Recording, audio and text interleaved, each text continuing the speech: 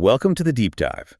Today we're really getting into some challenging ethical territory, looking at our moral duties versus, well, what's just admirable when we think about sentient life. Yeah, we've got some deep philosophical analysis here, focusing on meta-ethics, basically, how we even make moral judgments. Our aim is to unpack this really fundamental distinction the sources draw between what we must do, ethically speaking, and what's maybe just good to do. Exactly. And the core idea we're exploring is how this concept of personhood changes the game, how it draws a line between a moral obligation, a duty, and those actions philosophers call supererogatory, the ones that are praiseworthy but, crucially, not required. And the main example driving this whole discussion is the veganism debate. It's a pretty charged territory. We're looking at why some ethicists argue that while, say, supporting a vegan economy might be a really good thing, it's not something we can call a basic moral duty, not something the government should enforce by banning meat or fish entirely. Right. If we can get our heads around that argument, we get closer to understanding this often blurry line between good behavior and, well, what ethics actually compels us to do. It's a critical distinction. Okay, so let's start there. Duty versus supererogation. For anyone listening who isn't, steeped in ethical theory, can you break down what these terms mean and why getting the difference right is so important? Sure. So a basic moral duty is essentially the ethical baseline. It's what you have to do, or perhaps what you absolutely must not do. Think about things like don't murder, don't steal, don't lie, generally speaking. These are often seen as enforceable, maybe by law, certainly by strong social disapproval.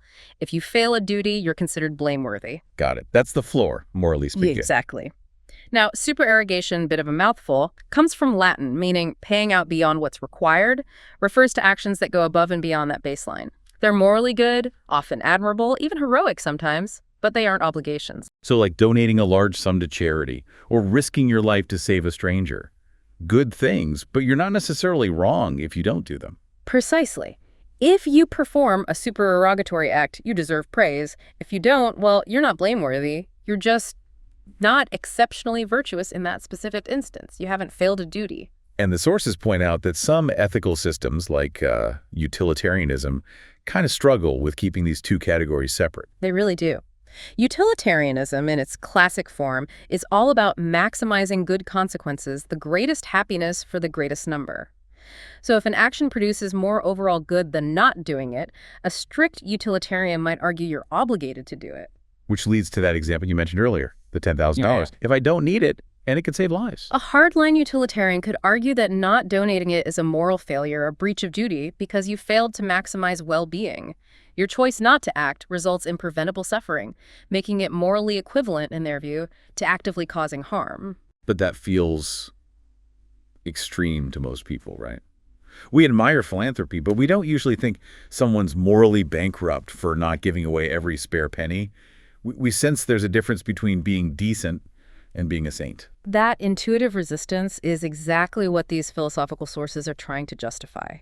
They argue that collapsing everything into obligation creates an impossible moral standard, a kind of infinite demand. So they propose a way back, a way to draw the line more clearly. And that way back involves focusing not just on the amount of good, but the kind of interest being protected. Exactly. And the proposed dividing line is between self-conscious personhood and mere sentience. Okay, explain that. How does personhood create duty where sentience doesn't, according to this argument? The core claim is this. Basic, enforceable moral duties primarily arise when we're dealing with the fundamental interests of beings who possess personhood, self-awareness, a sense of the future, autonomy.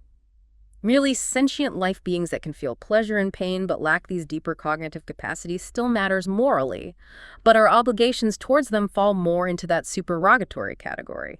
Kindness is good, but it's not the same level of obligation. This really hinges on how we understand interests, which brings us to this principle. Equal consideration of comparable interests. Sounds fair, but where's the catch? Well, it's a hugely influential idea, often linked to Bentham. It basically says, look, if two beings can suffer in a similar way, that suffering should count equally in our moral thinking. Regardless of their species, intelligence, or whatever, pain is pain. Seems hard to argue with that. A pig's fear or agony shouldn't just be ignored because it's pig. Absolutely, and that's driven a lot of progress in animal welfare. But the sources here zero in on that word, comparable. They argue that the only way to apply this principle rigorously is when comparing the interests of actual persons to other actual persons. Why only person to person? Because, they argue, the types of interests involved are fundamentally different once you cross the line from personhood to mere sentience. Comparing my interest in, say, finishing my PhD or maintaining my relationships to a fish's interest in avoiding a hook, yes, both involve avoiding something negative, but the nature and complexity of the interests are worlds apart. They aren't truly comparable in the way the principle demands for establishing duty. So it's not denying the fish feels pain, it's saying the fish doesn't have the same kind of stake in its future existence as a person does. The loss is different in kind, not just degree. That's the heart of it. A person loses a future they are aware of, have invested in, have hopes for. A merely sentient being, according to this view, primarily loses the present experience and maybe a very short-term future it can't conceive of. The claim is that the interest in continued existence, tied to self-awareness and future planning, is unique to persons and generates that stronger claim of basic duty. Okay, so if personhood is the key dividing line for duty, we need to look at challenges to that idea.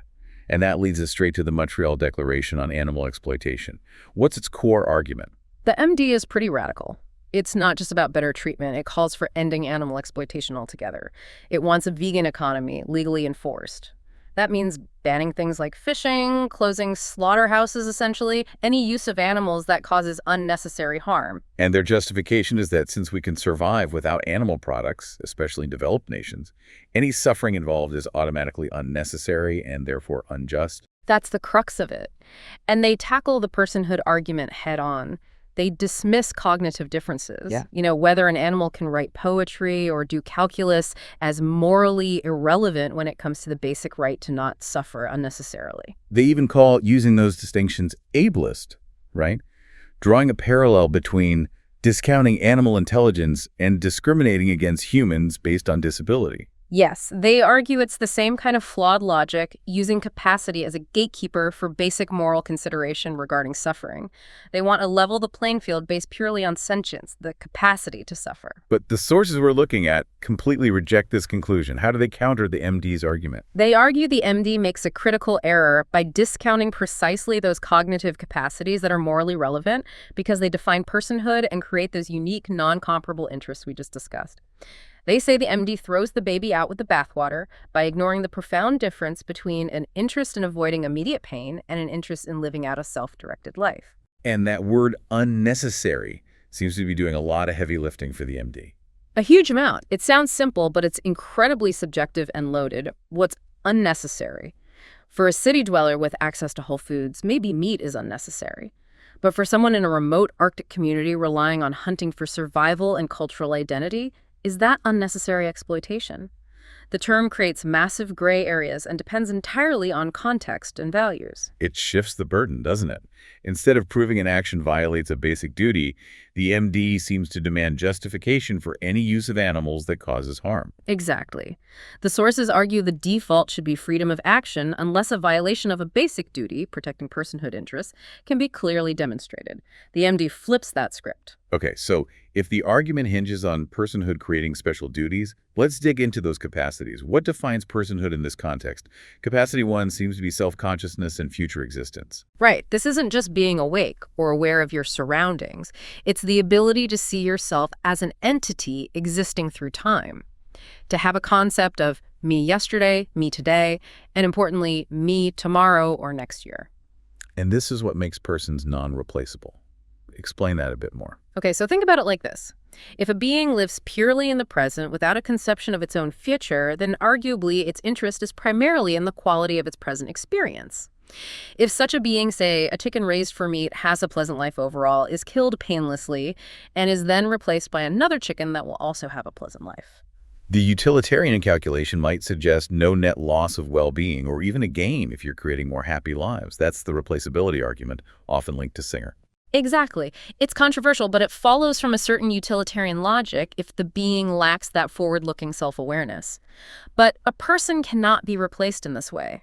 Killing a person destroys a unique subjective narrative, a web of plans, memories, relationships, and future aspirations that are tied to that specific individual. You can't just swap in another person and say the moral ledger is balanced. The loss is absolute and unique. It's the loss of the individual's unique life project. Precisely. And that interest in continuing one's unique existence, an existence one is aware of and invests in, is seen as demanding the protection of basic duty. And Bentham, even while arguing for considering animal suffering, seemed to recognize this difference. He did.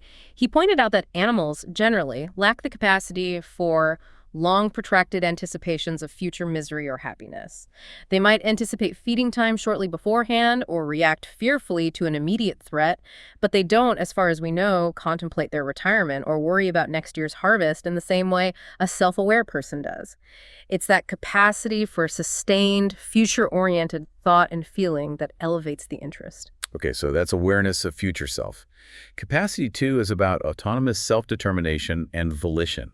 How is this different from just, say, wanting something? It's about the why and how of wanting. A merely sentient animal might have a targeted desire, I want that food. It's driven by immediate need or stimulus. Volition, in the sense relevant to personhood, involves intentionality based on reasons. It's about making choices, forming plans, and acting on them, even against immediate impulses. Like choosing to study for an exam instead of going to a party. Exactly. That requires weighing different values, considering future consequences, and exercising will volition over immediate desire. And the sources stress that propositional language dramatically expands this capacity.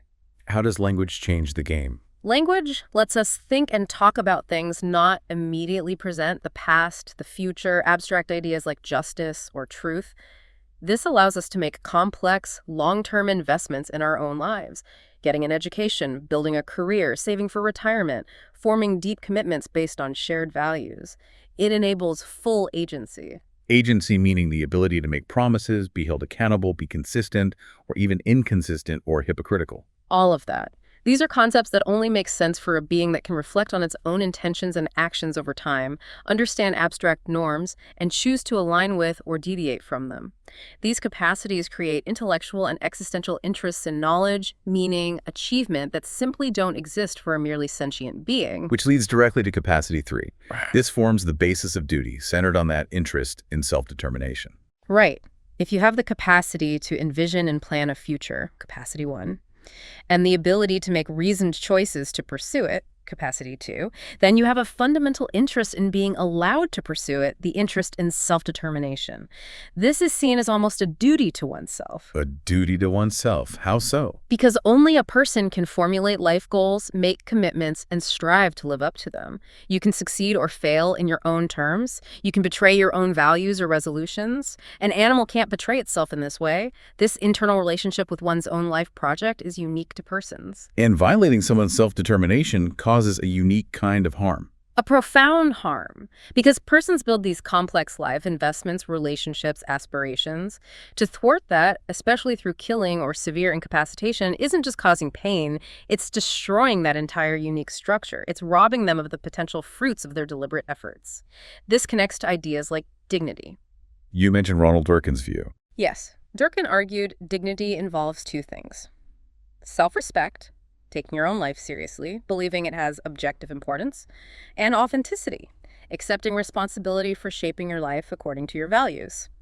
These deeply personal interests, self-respect, authenticity, self-determination, are what ground the claim that protecting persons is a matter of basic, non-negotiable duty.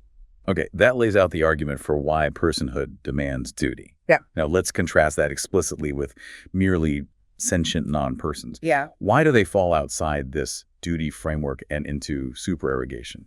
The core reason given is that they simply lack that defining interest in self-determination. A tuna doesn't have life goals or a self-conception it's trying to fulfill. Therefore, the argument goes, there's no equivalent interest to self-determination that we are duty-bound to respect in the same way.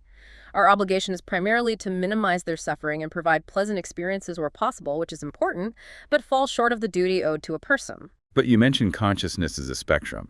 It's not always a clear line between a tuna and a human. What about the borderline cases? Dogs, pigs, dolphins, maybe even very young infants. That's definitely where it gets philosophically murky. These beings show evidence of more complex cognition than, say, an insect or maybe even a fish. Dogs recognize individuals, pigs can show problem-solving skills, dolphins have complex social lives and self-awareness markers like mirror recognition.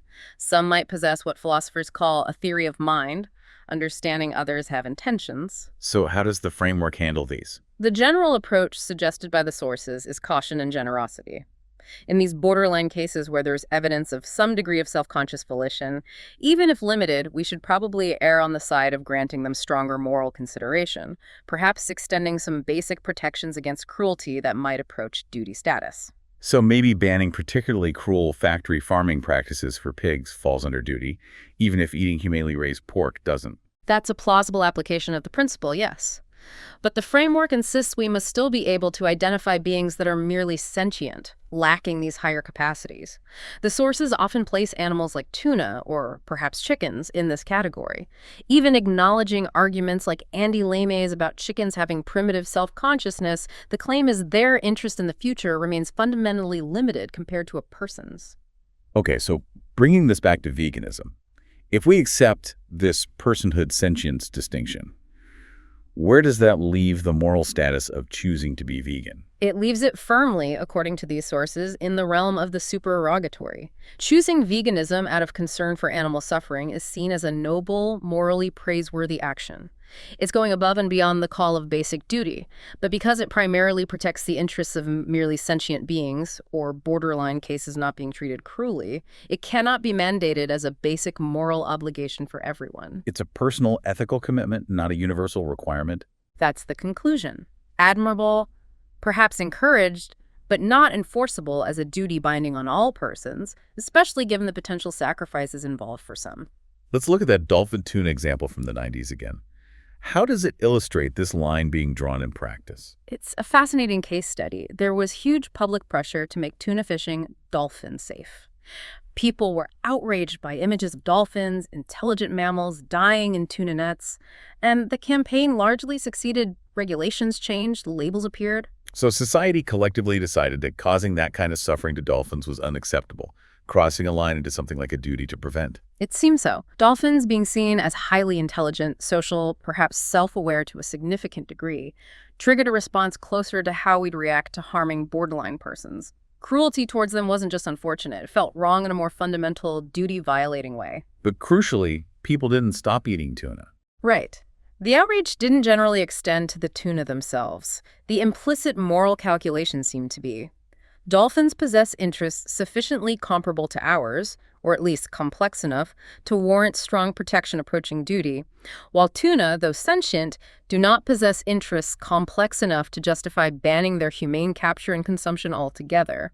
It remained permissible, if perhaps regrettable to some. So society instinctively drew a line based on perceived cognitive complexity and self-awareness, separating duty, protect dolphins from nets, from permission, eat tuna caught safely. That's precisely how the sources interpret that episode. It's seen as a real-world application of the very distinction the Montreal Declaration tries to erase, acknowledging that not all sentient suffering triggers the same level of moral obligation. Okay, moving into Section 5. Ignoring this distinction, the sources argue, leads to a specific kind of philosophical mistake they call anthropomoralism. What exactly is that? Anthropomoralism is basically projecting human-like moral significance onto non-human beings inappropriately. It happens when we take characteristics or experiences that have deep moral weight for persons, things like dignity, a life project, self-determination, and mistakenly attribute equivalent weight to the experiences of merely sentient beings. How does this projection happen? The sources say it involves discounting differences. Yes, it often works by focusing solely on a shared capacity, like feeling pain, and then ignoring or minimizing all the other cognitive differences that make the overall interests vastly different.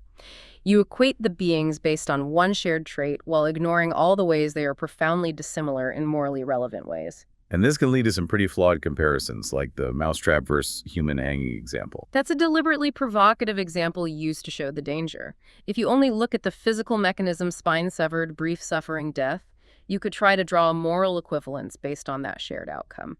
But doing so requires completely ignoring the vast chasm between the two victims in terms of what is lost. The mouse loses sentience. The person loses everything that makes them a person. Their past, present, future, relationships, plans. Exactly.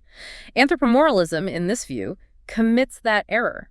It sees the suffering, equates it across species based on the physical sensation, and discounts the incomparable loss experienced by the person due to their unique capacities. It risks leveling down moral value to the lowest common denominator of sentience. And the sources make a striking connection here, arguing the same conceptual error surfaces in debates about fetal pain. How does that parallel work? It's presented as a structural similarity in reasoning. Consider legislation aimed at banning abortion after, say, 15 weeks, often justified by citing the development of pain receptors in the fetus around that time, the pain-capable argument. Okay, so the argument focuses on the capacity to receive pain signals. Yes. But the philosophical counterargument, echoed by the sources, emphasizes the difference between mere pain reception, nerve signals firing, and conscious perception or experience of pain, which requires more developed brain structures that emerge much later, typically cited as after 24 weeks. So the fetus at 15 weeks might have the hardware for pain signals, but not yet the software to experience it as suffering in a way comparable to a born person. That's the physiological and philosophical claim. Therefore, the argument continues, the interests of a fetus at that stage are those of a very primitive, merely sentient being, lacking self-awareness or any conception of a future. And how does anthropomoralism come into play here, according to the sources? It comes in when people project the subjective experience of a developed human being onto the fetus, often influenced by things like ultrasound images showing human-like forms or movements. This projection, the sources argue, can blind people to the vastly different moral status and the incomparably greater interests of the actual, fully conscious, self-determining person carrying the fetus. So the error is projecting personhood-level interests, like a right-to-life equivalent to the mother's, onto a being that currently only possesses the capacities and interests of mere sentience. It discounts the actual person in the equation. That's precisely the parallel the sources draw. In both the animal case, mousetrap, and the fetal case, anthropomoralism allegedly works by focusing on a basic capacity, sentience, pain reception, projecting complex experience onto it, and thereby discounting the vastly superior moral claims stemming from the actual personhood of the human adult or the pregnant individual. And this leads to that potential bind for the Montreal Declaration signatories. Potentially, yes. If the MD insists that all unnecessary suffering must be banned as a violation of basic duty, regardless of cognitive capacity, then how do they respond to the claim of fetal suffering after 15 weeks? If they stick rigidly to their principle, they might find themselves logically pushed towards supporting abortion restrictions based on fetal pain, which likely contradicts their other political commitments, such as supporting reproductive rights. It highlights the need for philosophical consistency, essentially. You can't easily erase the personhood distinction in one area without implications elsewhere. That seems to be the warning. Focusing solely on sentience might seem ethically expansive, but it can undermine the very foundations needed to protect the unique and complex interests of persons. Let's move to the final sections then, looking at the practical costs and the proposed middle ground. What are the arguments against making strict veganism a universal moral obligation? Well, first, there's the issue of sacrifice. For many people around the world, particularly in developing nations or harsh climates, animal products aren't just a preference. They're essential for nutrition, livelihood, and cultural practice. Demanding a strict vegan lifestyle universally could impose immense, potentially unsustainable burdens on billions of people. Basic duties, the argument goes, shouldn't require heroic sacrifice from ordinary people just trying to live their lives. It clashes with the principle that ought implies can, perhaps. A duty should be reasonably achievable for everyone it applies to. Something like that. And then there's that more provocative utilitarian-style argument we touched on, that enforcing universal veganism would actually eliminate the existence of millions, maybe billions, of replaceable sentient beings. Meaning the farm animals that are raised relatively humanely experience positive lives they wouldn't otherwise have and are then killed. Yes.